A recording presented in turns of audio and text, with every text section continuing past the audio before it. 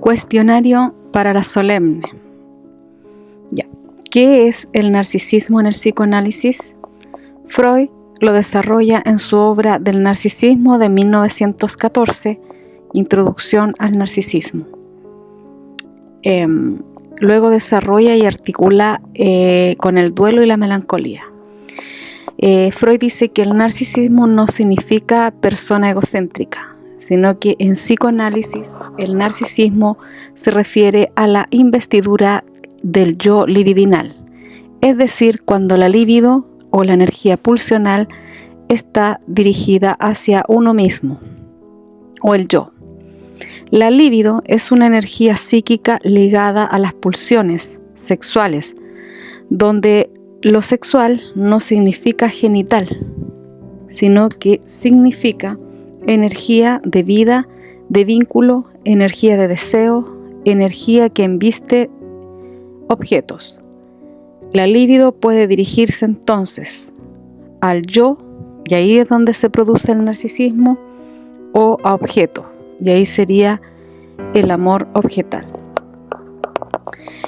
También Freud distingue entre narcisismo primario, que es todo lo inicial del bebé, el estado inicial, porque ahí no hay diferenciación entre el yo y el mundo. No hay objeto externo diferenciado, toda la libido está puesta en el yo.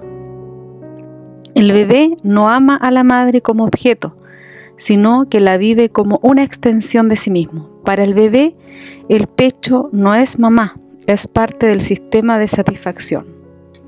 Este narcisismo es normal, ya que vendría a ser la base del yo.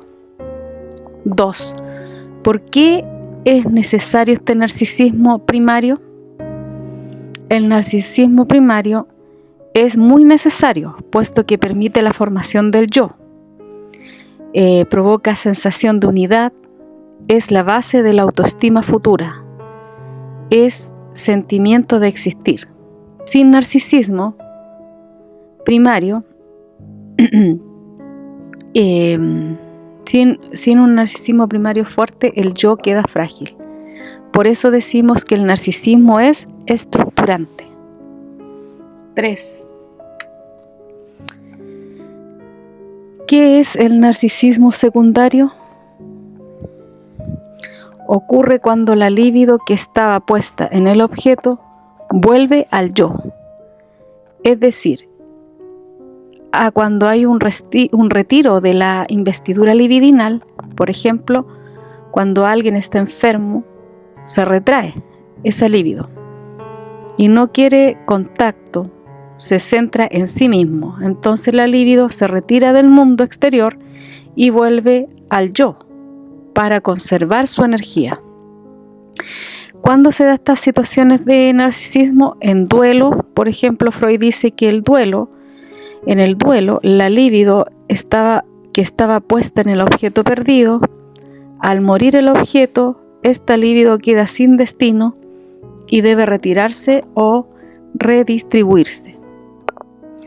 El duelo versus melancolía. ¿Qué es el duelo? Bueno, el duelo es normal. Se sabe que se perdió algo, se sufre con el tiempo, la libido se desliga del objeto, se vuelve a invertir en otros objetos. En la melancolía, la libido no se retira del objeto. Se intensifica con el objeto perdido o se identifica con el yo, entonces se empobrece y aparece el autorreproche, hay pérdida de la autoestima. Freud decía que en la melancolía la sombra del objeto cae sobre el yo, o sea, el yo se identifica con el objeto perdido y se ataca a sí mismo, y ahí aparece una depresión profunda. Ahora explícame el narcisismo sano versus un narcisismo patológico. En el narcisismo sano existe una autoestima, hay un amor propio, una capacidad de autocuidarse, una confianza básica. En cambio, en el narcisismo patológico existe una fragilidad extrema, una necesidad constante de validación, una hipersensibilidad a la crítica, una grandiosidad defensiva. En clínica se debe analizar la organización narcisista del yo. En el psicoanálisis todos somos narcisistas, ya que todos investimos la libido en nuestro yo. ¿Cuánta libido está en el yo? ¿Y cuánto está disponible en los objetos? Si todo está disponible en el yo, entonces habría un aislamiento. Y si todo está en el objeto, habría una dependencia y la salud implica una circulación. Cuando alguien dice, no tengo ganas de nada, no es que no desee, es que la libido está retirada del mundo. El narcisismo no es una patología en sí mismo, sino una condición estructural del aparato psíquico. Y permite la constitución del yo. Su problema surge cuando queda la investidura libidinal excesivamente fijada en el yo, o se empobrece tras la pérdida del objeto. Ya. ¿Y cuál es la diferencia entre la alucinación y el mundo fantasiado? Cuando la libido se retira del objeto externo, el mundo pierde significación. Se produce un empobrecimiento del lazo y el sujeto crea una realidad sustitutiva. Entonces ahí aparece la alucinación, que no es una locura sin sentido, es un intento del aparato psíquico de restituir algo que se perdió. Freud dice que el delirio es un intento de curación. ¿Y qué me podrías decir sobre la hipocondría, que es considerada como narcisismo? Bueno, la hipocondría, en este caso la libido no está en los objetos, sino en el cuerpo. El órgano se vuelve objeto de atención excesiva. Hay hiperconciencia corporal. No es simplemente miedo a enfermarse, es una reorganización libidinal. ¿Y cuál es la salida saludable entonces? Hacer un duelo. Cuando tú haces un duelo, puedes reconocer la pérdida. Sufres, obviamente, pero se reorganiza después de un tiempo tu yo y se vuelve a redistribuir la libido. Ya, en el texto, más allá del principio del placer, ¿qué decía Freud respecto al aparato psíquico y por qué principio se regía? Bueno, Freud decía que el aparato psíquico se rige por el principio del placer. Este tiende a evitar el displacer y busca placer, es decir, tiende a reducir la tensión psíquica. Freud luego observa algo que contradice esto.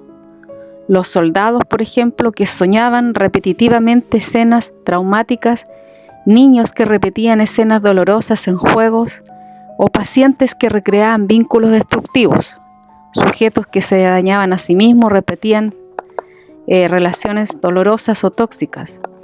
Conclusión, entonces, en este libro, Freud dice que no todo está gobernado por el principio del placer.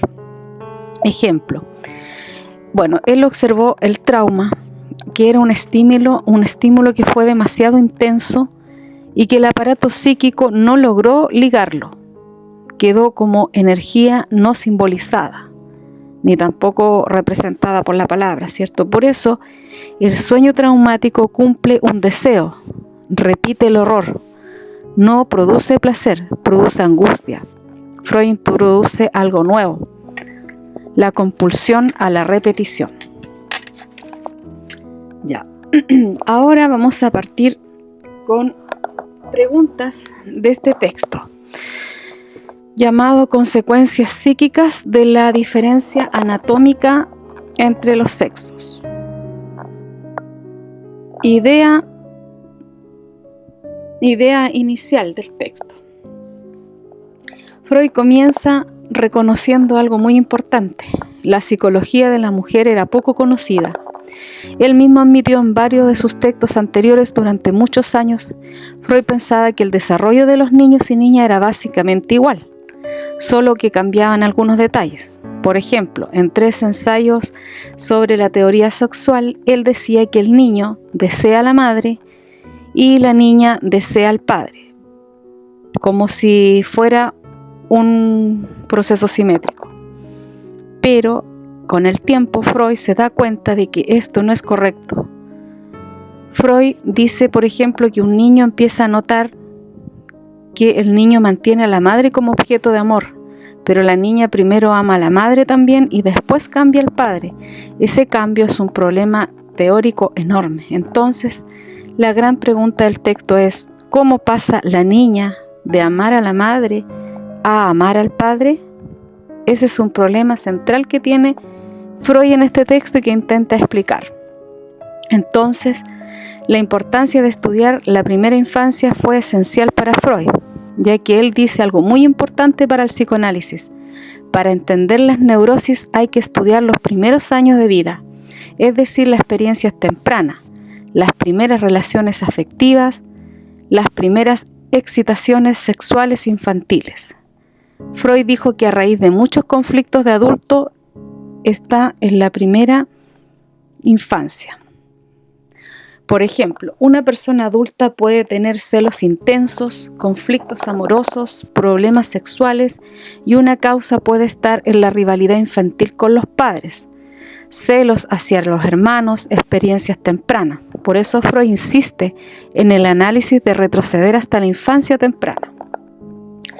Por ejemplo, diferenció entre el niño varón y la niña. En el niño, el varón, Freud explica que primero el caso del niño porque es más claro.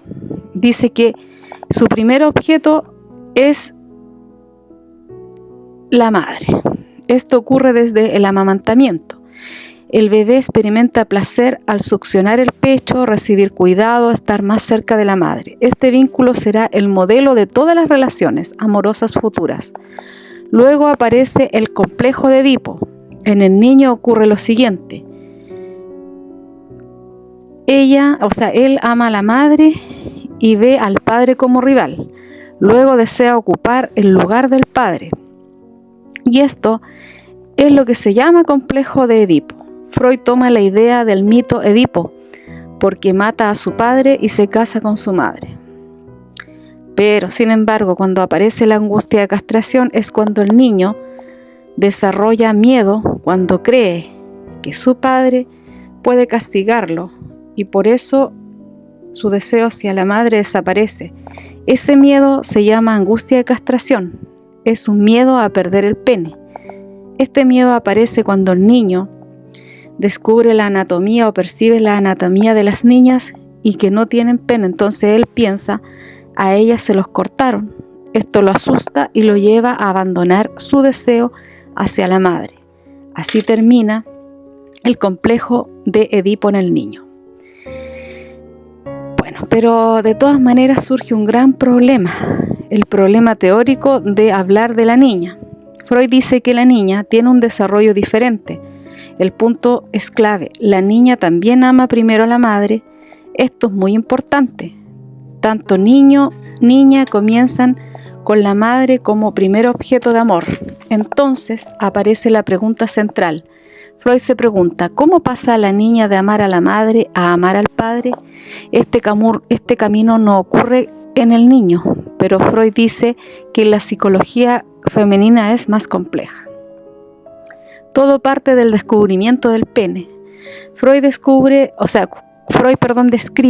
un momento clave cuando la niña tiene la percepción o observa el cuerpo del niño, un hermano, un compañero de juego, entonces descubre algo: el niño tiene pene y ella no.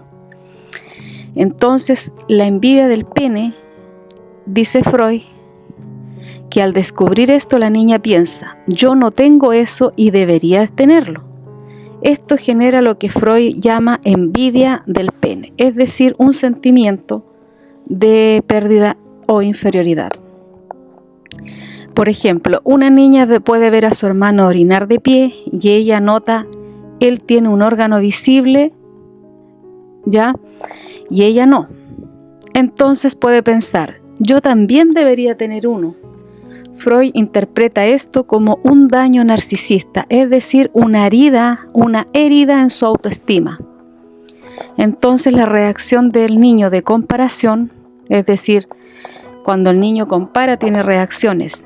Niño, cuando ve los genitales femeninos, primero no entiende, cree que el pene está escondido, luego piensa que fue cortado y esto genera una angustia de castración. En la niña ve el pene, reconoce que no lo tiene, desea tenerlo, pero Freud dice, la niña acepta la diferencia inmediatamente. Entonces así aparece su tres caminos, digamos. El complejo de masculinidad, el sentimiento de inferioridad y el cambio de objeto amoroso. El complejo de masculinidad, Freud dice que algunas niñas reaccionan intentando ser como niños. Esto lo llama complejo de masculinidad. Cree que comportarse como niños rechaza lo femenino, competir como hombres. En algunos casos Freud cree que esto puede influir en rasgos de su personalidad y orientaciones sexuales. También la niña siente un sentimiento de inferioridad. Freud sostiene que la envidia del pene produce en la niña un sentimiento de inferioridad. Esto queda como una cicatriz narcisista.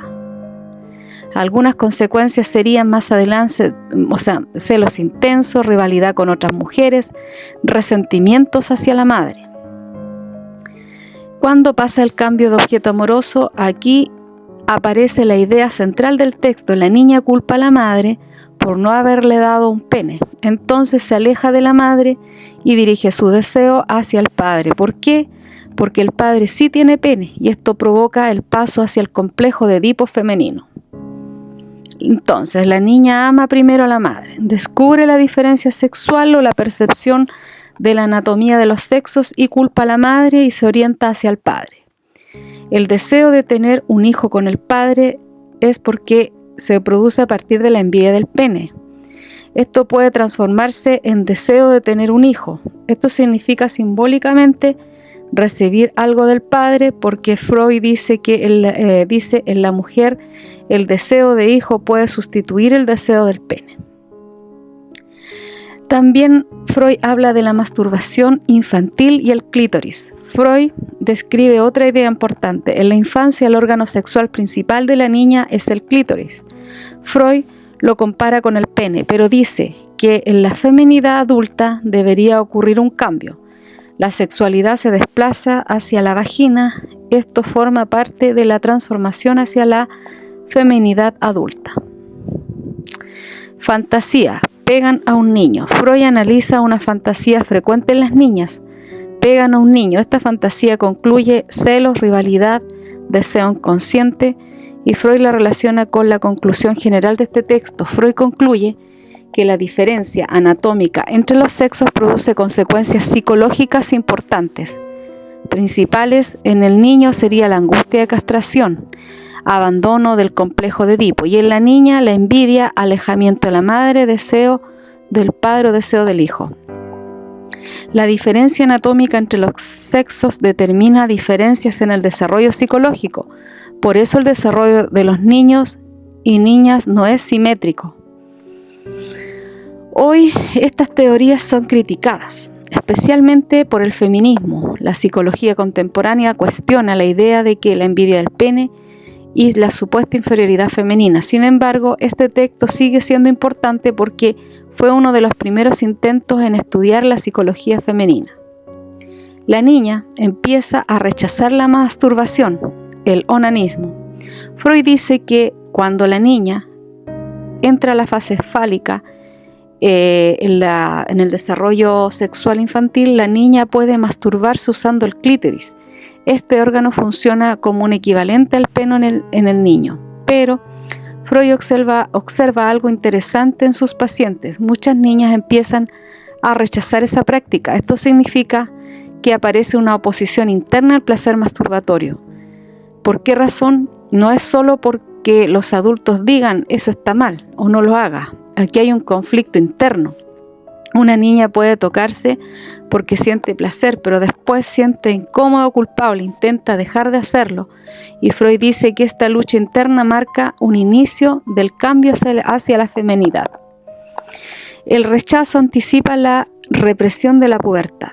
Freud afirma que este rechazo temprano, como un adelanto que ocurrirá en la pubertad ocurre una gran transformación. Se reprimen aspectos de la sexualidad infantil, aparece la sexualidad adulta y parte de la sexualidad infantil masculina debe desaparecer para que surja la feminidad. El conflicto interno de la niña. Freud explica que muchas niñas no logran abandonar la masturbación inmediatamente. Entonces aparece el conflicto deseo de placer, rechazo o culpa hacia ese placer. Esto produce una lucha psíquica que Freud cree que muchos problemas sexuales adultos se entienden solo si se considera este conflicto infantil. El papel de la envidia del pene. Cuando la niña descubre que no tiene pene, aparece la envidia del pene. Entonces la niña puede pensar inconscientemente: no puedo competir con el niño. Eso produce un cambio psicológico. La niña abandona la actividad que Freud considera masculina, es decir, la masturbación fálica. Por ejemplo, una niña puede pensar: los niños tienen algo que yo no puedo ser como ellos. Entonces deja esa forma de sexualidad. Cambio hacia la feminidad.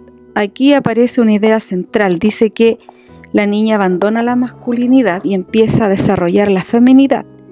Este cambio ocurre mediante la transformación simbólica muy famosa en psicoanálisis llamada ecuación simbólica.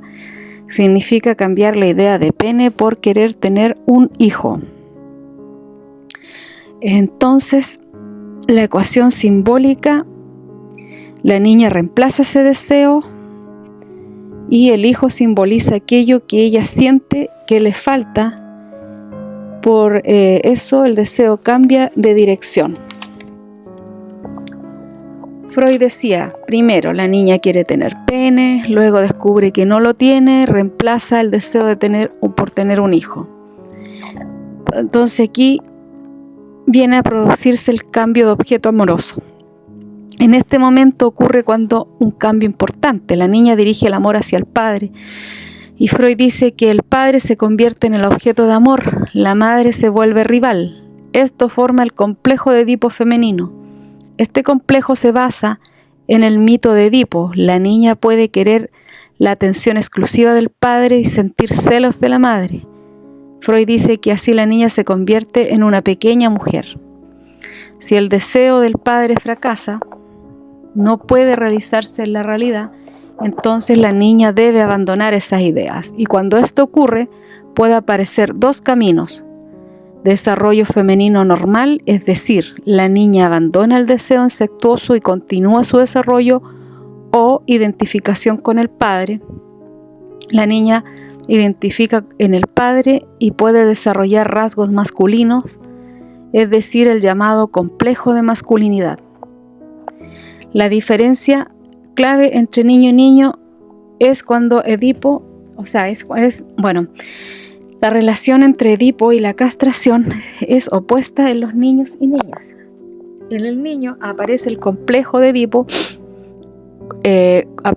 cuando aparece la amenaza de la castración. El niño abandona Edipo y la castración femenina, termina con el complejo de Edipo. En la niña es distinto porque aparece el complejo de castración, descubrir que no tiene pene, y esto la lleva al padre y surge el complejo de Edipo. La castración se inicia en el complejo de Edipo. La castración inicia el complejo y en el niño la castración termina el complejo. La formación del superyo. Freud explica que cuando el niño abandona el complejo de Edipo ocurre algo muy importante. Se forma el superyo. Este concepto aparece también en el libro El yo y el ello. El superyo es la conciencia moral, las normas intensas, la voz que dice esto está bien o está mal. El niño se forma mediante la identificación de los padres. Freud dice algo muy polémico. Afirma que en las mujeres el superyo suele ser menos rígido. Según él, esto explicaría ciertos rasgos que se atribuirían culturalmente a las mujeres. Decisiones guiadas por emociones de menor rigidez moral. Hoy estas ideas son muy criticadas por la época. Freud reconoce algo muy importante. Admite que sus conclusiones son basadas en pocos casos clínicos. Por eso dice que sus ideas deben comprobarse en más investigaciones. También menciona a otros psicoanalistas como Carl Abraham, Karen Horney, Ellen Deuss. Ellos investigaron feminidad, complejo masculinidad y sexualidad. Eso.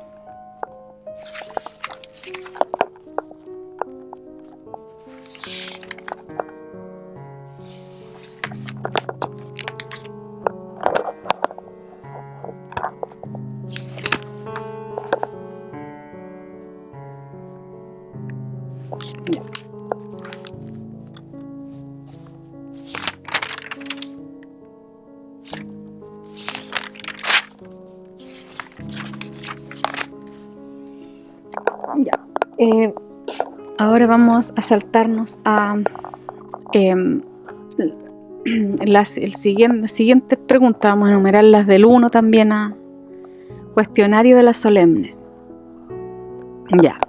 ¿Qué obliga a Freud a abandonar la idea del conflicto, que el conflicto es simplemente entre el inconsciente y el consciente? Freud abandonó la idea de que el conflicto psíquico se explica como una oposición.